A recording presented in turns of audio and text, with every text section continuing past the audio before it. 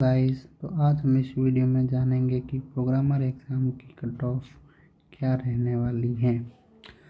तो गाइस, जैसा कि आप सभी को पता है कि इस एग्ज़ाम को लगभग 36% लोगों ने दिया है। उस हिसाब से लगभग 26,000 के आसपास लोग इस एग्ज़ाम में अपीयर हुए थे। एग्ज़ाम में क्वेश्चंस की बात करें तो पेपर 1 और पेपर 2 दो शिफ्ट्स में हुआ था।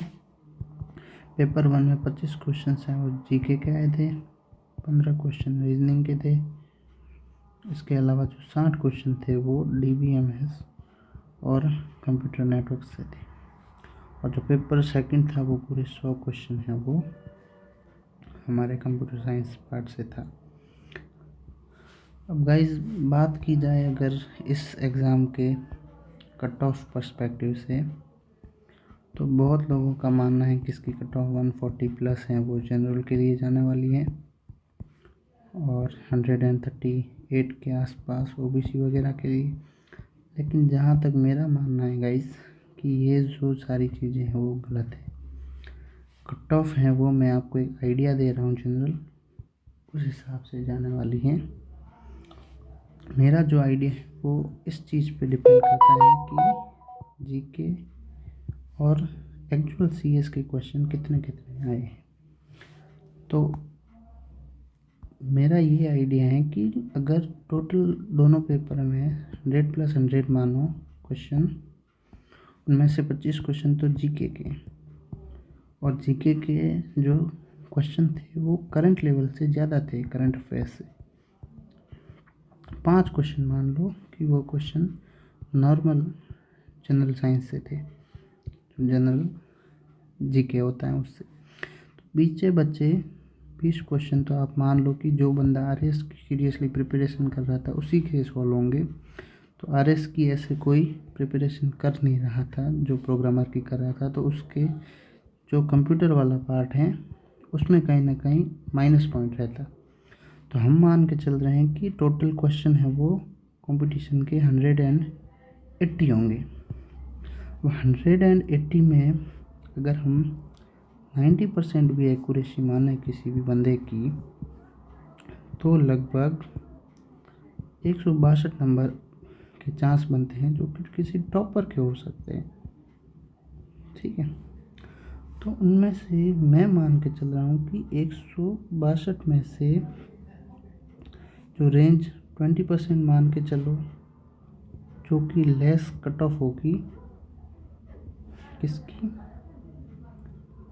जनरल की, और 25% मान के चलो आप EWS की और OBC की।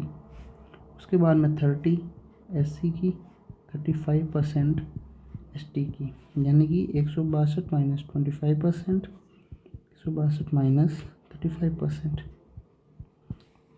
162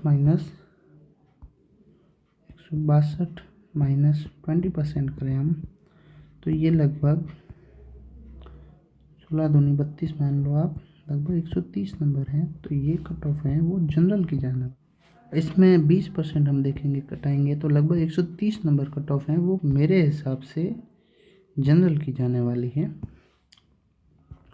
इसके अलावा 162 में से लगभग 25% आप मान लो 1/4, तो लगभग 40 नंबर आप माइनस कर लो, तो 122 और 125 के समथिंग बनती है, वो रेंज बनती है OBC वालों की। आप EWS की भी यही रेंज मान सकते हो। जनरल की रेंज है वो 130 प्लस के आसपास है, 130 132 समझ के चलो जनरल की। और जो SC वाले हैं उनके लिए लगभग आप 30% डाउन कर लो, जो कि